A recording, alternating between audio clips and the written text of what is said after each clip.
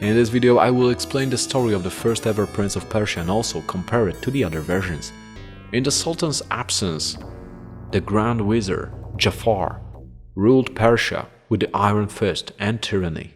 Only one obstacle remains between Jafar and the throne, the Sultan's beautiful young daughter. So Jafar goes into her bedroom and proposes, giving her 1 hour to decide whether she will marry him or die.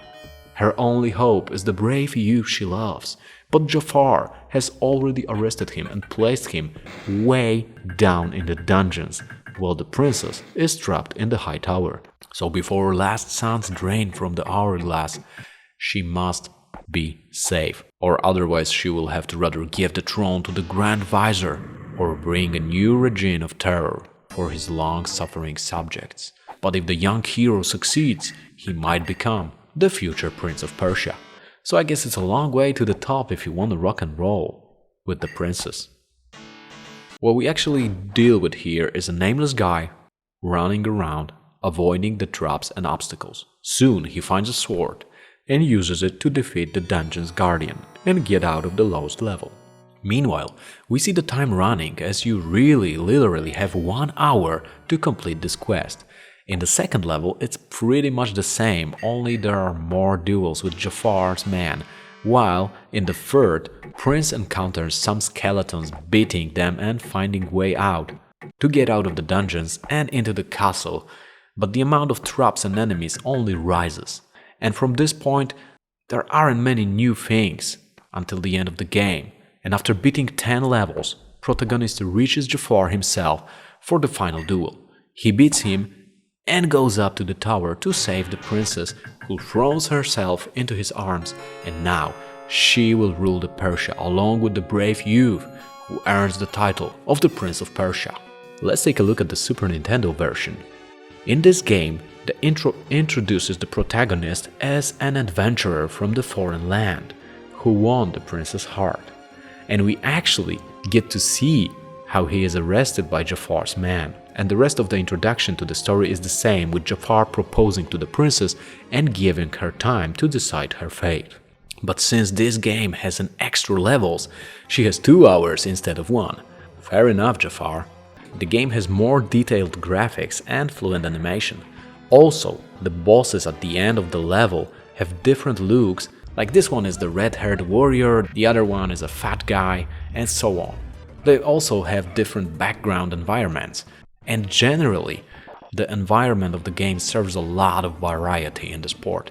At this point where the prince gets to fight with the skeletons, we really feel that he must have fallen to some underworld as everything turns red, even his clothes. And that happened when he meets his doppelganger, or a mirror reflection if you will, that appears and starts running around the map, acting like it really was a reflection.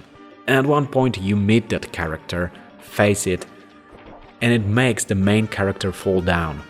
And though it happened also in the original game, I didn't point that out till now, because in the SNES version this part of the story is very clear due to the nice graphics, while in the original it looks like he just fall a few levels down back to the dungeons. It doesn't even make much sense there, and doesn't get any explanation. Well, it doesn't get any explanation on Super Nintendo either, but it does make more sense, because in this part you don't fight the skeletons until you meet your doppelganger, aka reflection, and fall down to what seems to be a parallel world. And that's not it, because this game goes way beyond. There's like this upside down level, or the one with the portals. Also between the levels there are some cutscenes added of Prince actually chasing after Jafar and him getting away several times, you know, just to spice things up a bit more. And progressing further, we get to the levels that introduce more and more traps and designs that the original game could have only dreamed of.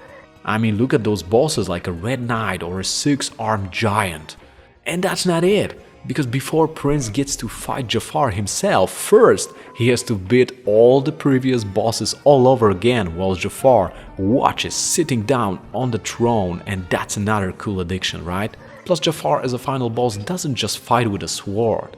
He is more like a swordsman with teleporting ability, and he throws some magic balls, and after defeating him, We also get a few more scenes showing them living a happy ever after life, with the Sultan returning, crowds cheering, and romantic sunset elephant back riding, which seems to be a classic date activity if you are living in ancient Persia. But that's not the end of the story, because the game was remade again in 2007 as Prince of Persia Classic, based on the Sands of Time engine, and it was released on PlayStation and Xbox. So here's how the princess looks like in 3D.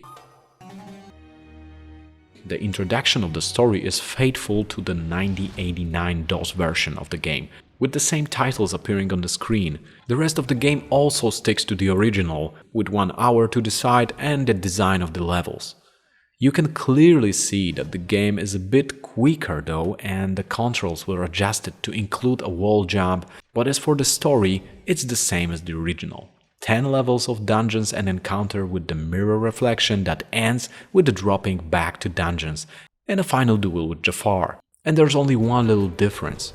He actually uses a magic stick, not a sword. And it takes 2 rounds to defeat him, since he uses sorcery to call the other warrior in the first encounter and escapes. And after saving the princess, we see a couple standing on the balcony with the credits rolling, and we see a Prince of Persia who earned himself this title, and some kick-ass clothes by the way. And that's how the game ends.